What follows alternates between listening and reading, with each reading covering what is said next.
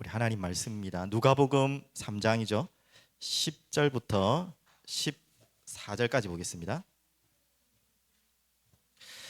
누가복음 3장 10절부터 14절까지 다 함께 읽겠습니다. 무리가 물어 이르되 그러면 우리가 무엇을 하리까? 대답하여 이르되 옷 두 벌 있는 자는 옷 없는 자에게 나눠 줄 것이요 먹을 것이 있는 자도 그렇게 할 것이니라 하고 세리들도 세례를 받고자 하여 와서 이르되 선생이여 우리는 무엇을 하리까 하매 이르되 부가된 것 외에는 거두지 말라 하고 군인들도 물어 이르되 우리는 무엇을 하리까 하매 이르되 사람에게서 강탈하지 말며 거짓으로 고발하지 말고 받는 급료를 족한 줄로 알라 하니라. 아멘. 오늘 말씀 제목은 간단한 제목입니다. 열매라는 제목입니다. 이 열매라는 제목을 가지고 우리가 먼저 좀 확인해야 될 것이 잘 앞에 서론에 보시면 이 구원이라는 단어를 일부 좀 길어서 뺐습니다. 어떤 확신이 없는 신자, 구원에 확신이 없는 신자 대 반대로 구원에 확신이 있는 불신자. 이게 좀 말이 조금 애매한데 제가 생각난 단어가 없어서 이렇게 이야기했습니다. 자, 둘 다 문제죠. 구원에 확신 없는 신자, 구원도 안 받아놓고 확신이 있는 불신자.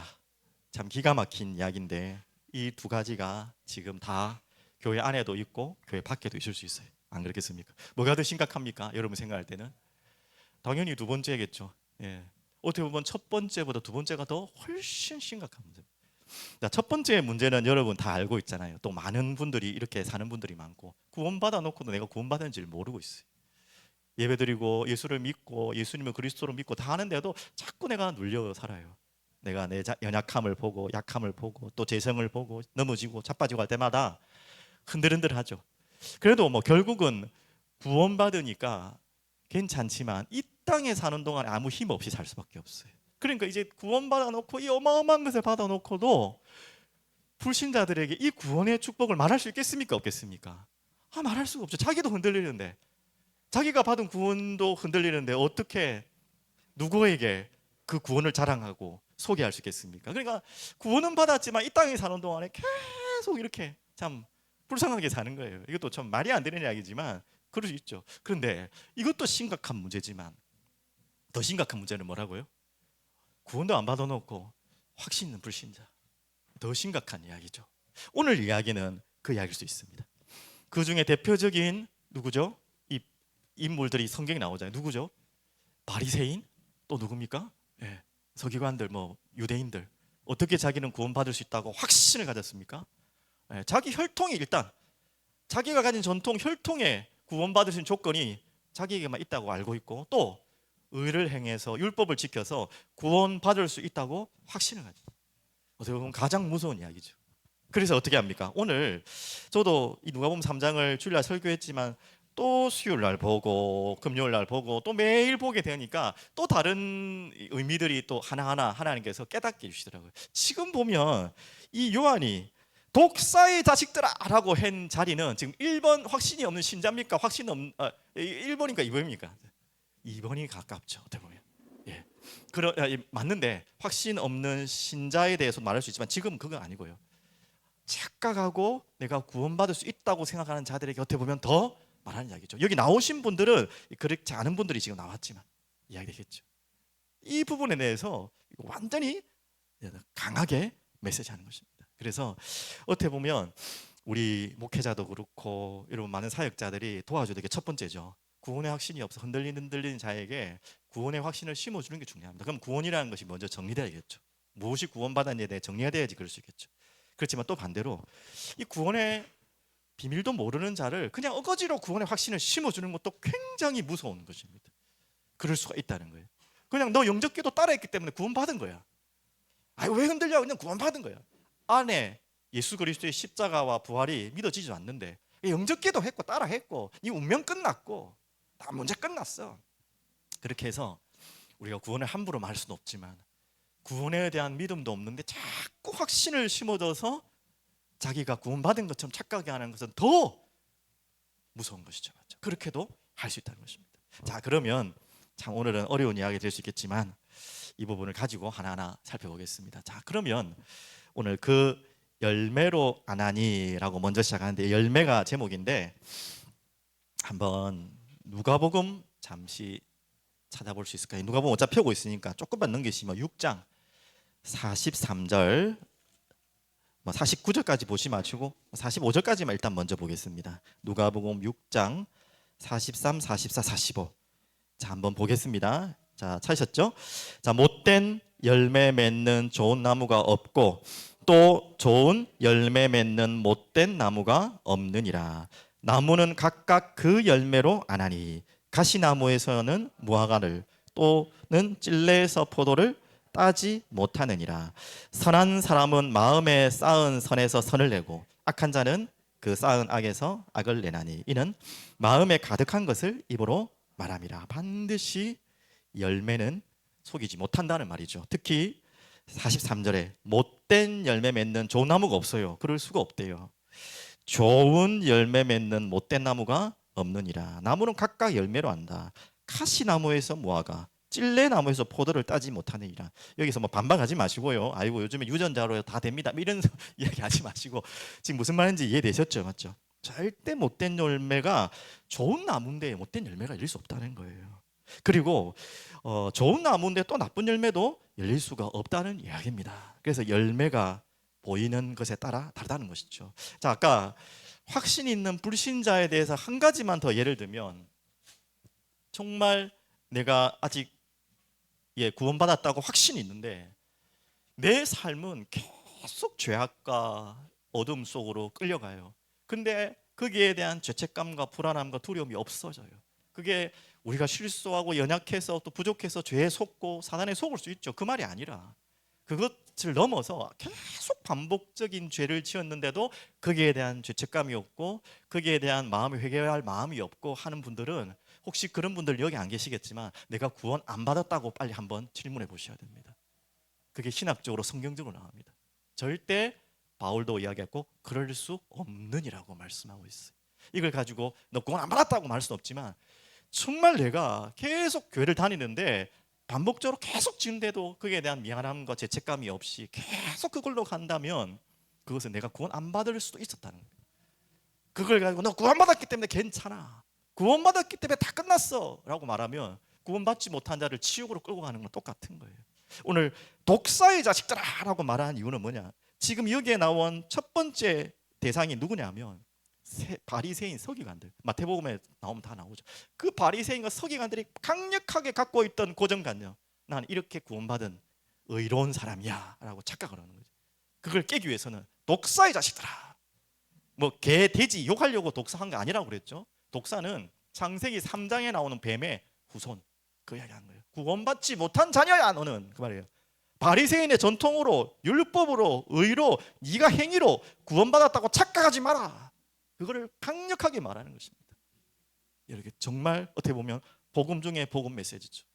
반대로 또 구원받았는데도 확신이 없는 자에게는 그렇게 할 필요 없겠죠. 힘을 주고 하나님의 은혜를 또 설명해야겠죠. 맞죠? 그래서 그 열매로 아나니라고 했는데, 자, 오늘 조금만 더 이제 연결해서 어려운 이야기 될 수 있겠지만, 오늘 이 본문이 읽기는 쉬운데 우리가 성경적으로 신학적으로 굉장히 어려운 본문입니다. 왜 이야기하냐면, 자, 어떻게 해야 됩니까? 어떻게 구원을 받습니까? 라는 말이잖아요. 그런데 세례요한의 답은 무엇입니까? 저는 계속 이해 안 되는데, 제가 해석은 주일날 제가 바르게 한 걸로 알고 있지만 다시 볼 때마다 좀 이해되지 않지 않습니까? 자, 누가복음 3장 11절 14절 방금 읽은 부분 다시 읽어도 되겠죠. 어떻게 무엇을 하리까 하는데 행위에 대한 이야기들을 쭉쭉쭉쭉 합니다. 좀 이해되지 않잖아요. 그러면 세례요한이 행위 구원을 이야기하는 것입니까? 바리새인들한테 독사의 자식들아 해놓고 왜 그러면 이 행위를 행하면 구원받는다는 말입니까? 그 말은 절대 아니겠죠. 그럼 무슨 말이겠습니까? 자, 죄인지 알고 죄에서 돌이킬 마음이 없는 자, 그 마음이라면 너는 아직 구원받지 않을 수도 있고 구원의 지금 시간이 아닐 수 있다. 자, 이거를 조금 더 이해하기 쉽기 위해서 이 말씀을 이해하시면 조금 더 이 말씀 이해될 거예요. 자, 세례요한이 그러면 행위 구원자냐? 절대 그건 아니겠죠. 그럼 예수님이 이런 비슷한 장면이 나와요. 이거 한번 찾아보겠습니다. 마태복음 19장 조금 앞으로 나오면 자, 여러분 잘 아시는 부자 청년의 그 만남의 이야기입니다. 마태복음 19장 16절에서 22절까지 보려고 하는데요. 여러분 이미 1화, 예화는 다 아는 내용이니까 많이 설명 안 하겠습니다. 자, 보십시오. 어떤 사람이 찾았죠? 19장 16절. 주께 와서 이르되 선생님이여 내가 무슨 선한 일을 하여야 나와 있죠? 영생을 얻으리까. 선생님은 지금 예수님을 앞에서 말하는 겁니다. 17절. 예수께서 이르시되 어찌하여 선한 일을 내게 묻느냐. 선한 이는 오직 한 분이시니라. 내가 생명에 들어가려면 어떻게 해야 되겠죠? 계명들을 지키라. 지금 예수님이 오셨는데 무슨 율법을 지켜야지 구원받는 하는 유대주의자입니까? 지금 그 이야기 같잖아요. 보십시오. 그러면서 18절 이르되 어느 계명이 오니까 예수께서 이르시되 살인하지 말라 간음하지 마 쭉쭉쭉 10계명을 다 이야기하시죠. 19절까지 그 이야기를 딱 하니까 20절에 청년이 뭐라고 대답을 합니까? 이렇게 율법을 10계명 이야기하니까 네가 이거 다 지켜야지 영생 얻는다는 말이잖아요. 그런데 20절에 그 청년이 이르되 이 모든 것을 내가 지켜 싸운데 아직도 무엇이 부족하나이까. 참 재미난 본문이죠. 그럼 다 지켰다는데요. 그러면 더 이상 없네? 구원받았네? 지금 이 청년은 여러분 여기까지 읽으면 구원받은 청년 같습니까? 안 받은 청년 같습니까? 안 받은 청년. 근데 자기는 어떻게 착각하고 있죠? 이미 구원받을 조건과 모든 것을 다 갖췄다고 이야기하는 거죠. 예수님의 말에 근거하면. 자, 그런데 자, 이 청년의 고백이 거짓말이라고는 할 수 없겠지만 자기가 놓치고 있는 것을 바로 예수님이 이야기하십니다. 그 뒤에 뭐라고 하십니까? 21절. 그러면 예수께서 이르시되 네가 온전하고자 할진대 가서 내 소유를 팔아 가난한 자들에게 주라. 그리하면 하늘에서 보화가 내게 있으리라. 그리고 와서 나를 따르라 하시니. 그러면 예수님의 구원가는 가난한 자에게 나눠주면 구원받는단 말입니까? 이거는 무슨 사회구원을 이야기하는 것입니까? 봉사구원, 구제구원을 말합니까? 예수님이 그런 구원을 설명할 이유가 없잖아요. 그럼 예수님 오실 이유도 없고. 그런데 이야기를 할 때 반응이 무엇입니까? 22절 중요하죠. 그 청년이 뭐라고요? 재물이 없음으로가 아니에요. 없는데 그랬다는 게 아니고 많음으로 이 말씀을 듣고 근심하여 가니라. 순종했습니까? 안 순종? 이것을 보면 이 청년 구원받았을까요? 못 받았을까요? 근데 자기는 다 지켰다 했죠. 자, 무슨 오류를 찾을 수 있습니까? 자, 10계명 보십시오. 마지막 절 한번 보세요. 19절. 내 이웃을 어떻게 하라고요? 내 자신과 같이 사랑하라. 자, 이 부분을 적용하면 이 부분이 적용되죠. 내 이웃을 내 자신과 같이 사랑하는데 자기가 가진 그 많은 재산 하나도 주지를 못하고 있는 거예요. 자, 그런데 이 청년은 뭐라고 했다고요? 나 계명을 다 지켰는데요 하고 있는 거예요. 예수님이 왜 이야기하겠습니까? 이미 그 부자 청년의 마음과 상태를 다 알겠죠.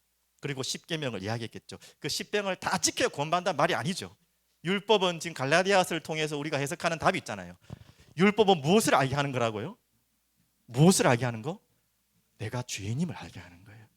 지금 예수님은 이렇게 해야지 구원받는다는 말을 설명한 것이 아니라 율법을 들이대면서 네가 그것을 다 지켜내야 했는데 우리가 구원받을 자고 성령의 터치받은 사람은 당연히 이렇게 나와요. 아닙니다. 주님 제가 죄인입니다 라고 나와야겠죠. 저는 한 가지도 여기에서 지킬 수 있는 게 없습니다. 이게 정확한 대답이겠죠. 근데 이 청년은 뭐라고 한다고요? 나 다 지켰는데요. 이게 지금 바리새인들의 생각인 거예요. 자기는 이렇게 구원받았다 생각하는 거예요. 근데 알고 보니까 예수님은 다 알잖아요. 이것뿐이겠습니까? 재물뿐이겠습니까? 저는 이 10가지 중에 거의 다 못 지켰다 생각해요. 근데 자기 기준으로는 지켰다 생각하는 거예요. 예수님이 들이대는 것은 여기에서 맞습니다. 나는 죄인입니다. 제가 여기에서 하나도 지킬 수 없는 죄인입니다. 주님 어떻게 해야 될까요? 그렇게 나와야 되는데 너 다 했어요. 재산 가져와 봐라. 안 돼요. 이렇게 나와요.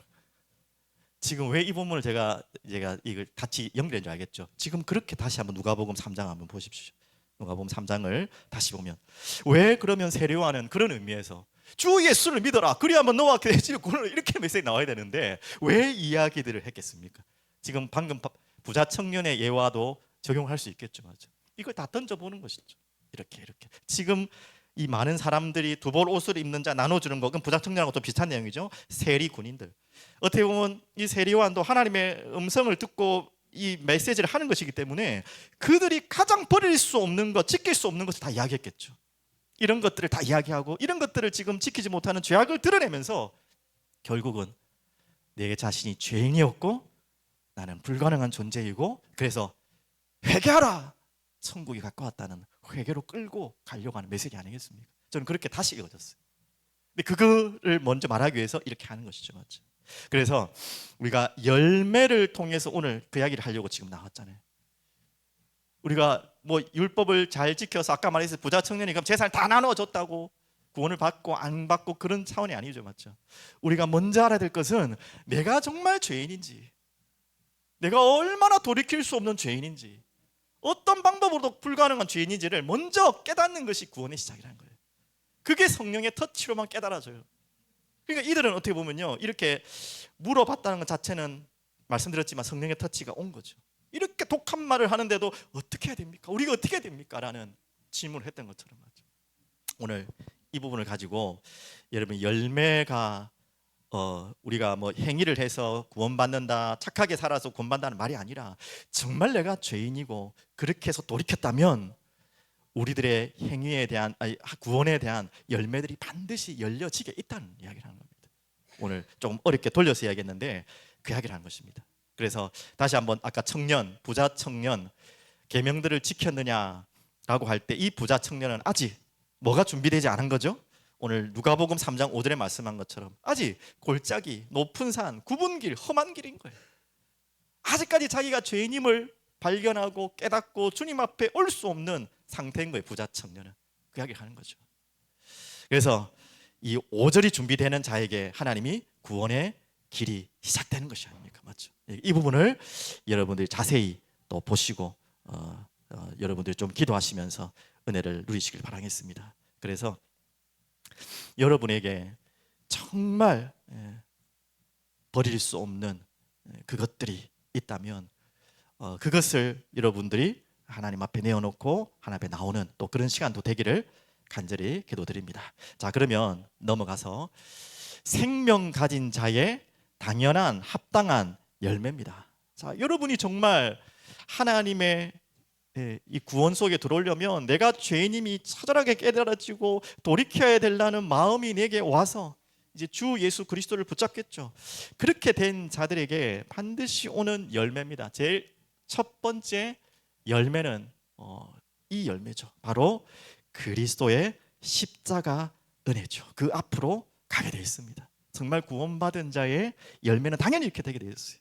자, 몇 구절 계속해서 한번 앞에 성경 구절 찾아놨으니 앞으로 보시면 되겠습니다. 자, 제일 먼저 그리스도 예수의 사람들은 육체와 함께 그 정욕과 탐심을 어떻게 했다고요? 십자가에 못 박았느니라. 우리가 완전해진다는 말이 아니에요.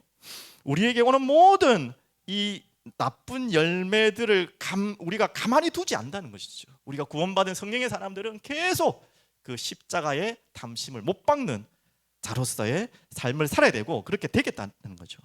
그리고 고린도전서 15장 31절 형제들아 내가 그리스도 예수 우리 주 안에서 가진 바 너희에 대한 나의 자랑을 두고 단언하노니 나는 날마다 죽노라.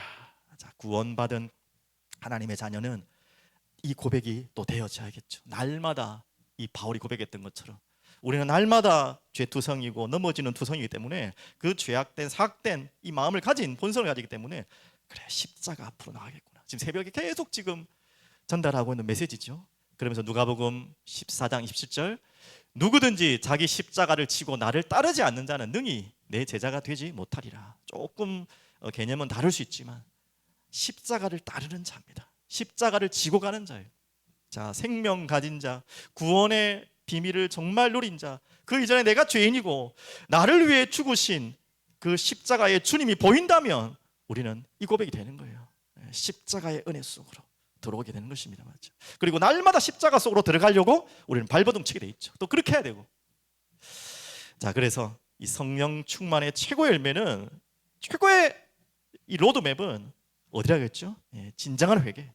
그 속에서 오는 합당한 열매라고 말씀을 나눴습니다. 또 한 가지 더 설명드리면 그리스도의 생명을 가진 자의 당연한 열매는요, 그리스도의 십자가를 바라보는 인생이 되고요. 두 번째는 그리스도의 옷을 입은 자입니다. 자, 다시 그리스도의 십자가 옷을 같이 한번 설명해 드리면 이렇습니다. 여러분이 예수 그리스도로 인해 그분의 십자가로 인해 구원을 받았다면 첫 번째 여러분이 죄인임을 고백하고 그 십자가에 나의 죄를 대신해서 죽으신 예수님을 바라봐지니까 그 은혜에 감격하고 감사하겠죠. 그 이야기가 첫 번째고요. 그리고 여러분의 모든 삶 속에 그리스도의 십자가를 보며 우리가 넘어질 때마다, 자빠질 때마다 다시 십자가 앞으로 나오게 돼 있어요. 또 나와야 되는 것입니다. 맞죠? 또 같은 이야기입니다. 여러분이 구원받은 생명을 받았다면 하나님께서 더러운 옷을 벗기시고 그리스도의 의로운 옷을 여러분에게 입히신 거예요. 자, 이 그리스도의 옷이 무엇입니까? 신분을 설명하는 거죠. 영원한 생명을 설명한 거죠. 우리가 하나님의 나라의 백성임을 설명한 것이죠. 천국이 보장됐다는 걸 설명하는 것이죠. 그리고 이 땅에서 그 비밀을 누리는 자의 비밀을 말씀하시는 거죠. 저는 여기에서 조금 더 적용을 했으면 좋겠어요. 그냥 그 영광스러운 번쩍번쩍하는 그런 옷뿐만 아니라 그리스도의 피 묻은 옷을 우리 입어야 돼요. 두 가지가 같이 가야 되는 것입니다. 여러분이 이 그리스도 옷을 입고 있다. 그래서 새벽에 이상한 비유를 좀 했지만 정말 승복을 입은 스님들이 그 승복을 입고 뭐 딴짓도 하겠지만 이상한 짓을 못 하겠죠. 신부님들이 신부님의 옷을 입고 최소한 그 옷을 입고는 엉뚱한 짓은 못 하겠죠. 맞죠? 목사면 옷이 없어. 참 그것도 참 성경적으로 맞죠. 옷을 입을 필요가 없죠. 우리가 무슨 레위인도 아니고 무슨 뭐 애복 같은 옷을 입고 다닐 필요는 없어요. 그렇지만 눈에 보이는 옷을 입으라는 말이 아니라 우리는 무슨 옷을 입어야 되죠? 보이지 않는 그리스도 옷을 입고 있다는 걸 항상 기억해야 되는 거예요. 그럼 무슨 기억을 해야 돼요? 첫 번째, 나는 하나님의 자녀고 영원히 망할 수 없는 영원한 하나님의 거룩한 빛나는 옷을, 하늘나라의 백성의 옷을 입었구나. 내가 그런 존재구나와 함께 그 옷을 입고 어떻게 엉뚱한 짓을 할 수 있겠어요? 내가 옷을 입었다는 걸 착각하기 때문에. 제가 그래서 스님, 뭐 신부님 얘기한 거예요. 하물며 눈에 보이는 옷도 눈치를 보잖아요. 내가 그 옷을 입고 있는데 어떻게 엉뚱한 짓을 하고 엉뚱한 스님이 하지 못할 일을 하고. 아니 스님이 승복 입고 막 고기 먹는 사람이 있습니까? 모르겠습니다. 좀 땡 정도는 먹겠지만 그래도 그게 아니라는 건 알잖아요. 잘못됐다는 건 알잖아요. 대부분 안 그럴 거 아니에요. 승복 벗고 드시는지는 제가 모르겠지만 우리가 그리스도의 옷을 입었는데 우리는 그 옷을 입었다는 걸 몰라요. 매일 어디다가 벗어놓는지.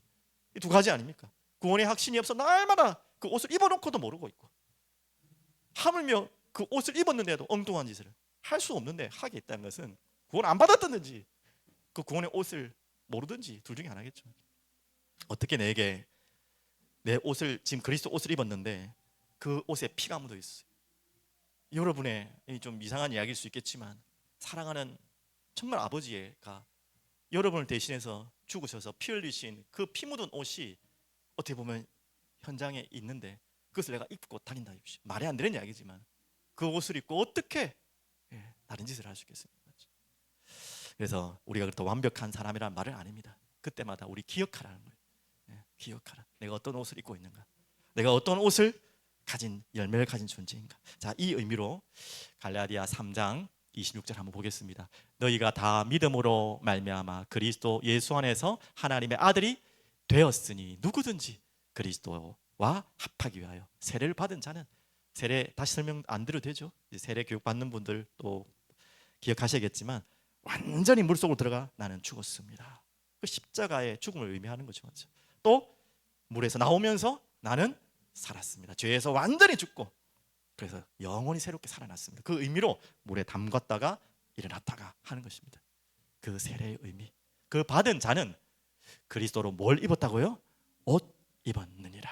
그래서 우리는 다 끝났다, 모든 죄에서 끝났다, 이는 천국 갔다, 그거는 우리가 당연히 확신을 가지고 있어야 되지만 그와 함께 이 거룩한 빛나는 옷을 더럽히는 인생을 살면 안 되겠죠.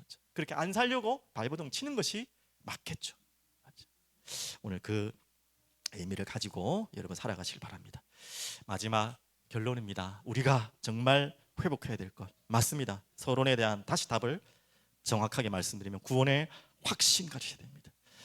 다시 조금만 설명드리면 여러분 예수님 믿으시죠? 예수 그리스도께서 나를 위해, 나의 죄를 위해 십자가에 죽으셨다는 거 믿으시죠? 그리고 그분이 3일 만에 부활하셨고 그 사실이 믿어지고 나 또한 그분과 함께 그분을 믿을 때 부활한다는 사실을 믿으시죠? 내가 십자가에 죽은 건 아니지만 내 대신에 죽으신 예수님의 죽으심을 믿을 때에 나의 죽음이 전달되는 거예요. 정가라는 거예요. 예수님이 살아나신 것을 믿을 때에 그분이 살아나신 것이 내가 살아난 거예요. 근데 그것을 우리에게 하나의 조건으로 이루어지겠다 했어요. 그게 뭡니까? 믿음이에요. 우리에게 어떤 것도 없이 우리가 믿음으로 예수님의 죽으심이 나의 죽으심이 되고 그분의 살아나심이 나의 살아나심이 되는 거예요. 그래서 은혜로 인한 믿음으로 구원받았다. 여러분 여기에 대해서는 흔들릴 필요 없어요. 이게 정말 믿어진다면 구원의 확신. 두 번째, 이걸 우리는 회복해야 될 것, 절대 흔들리지 말아야 돼요. 여러분 좀 부족하고 연약하더라도 또 넘어지더라도 그 속으로 다시 돌아오면 돼요. 근데 또 우리가 회복해야 될 것, 그래서 구원의 정말 확신 속에 살지만 언제든지 다시 말씀드리죠, 그리스도의 십자가 앞으로, 그리고 나는 항상 그리스도 옷을 입은, 두 가지 의미 다 설명드렸잖아요. 그 옷을 입은 또 십자가에 지고 가는 나는 하나님의 자녀 살겠다라는 여러분의 고백이 있기를 간절히 축복드립니다. 그래서 정말 십자가 부활 이 언약을 바르게 믿고 살아가는 여러분 되시기를 간절히 축복드립니다. 우리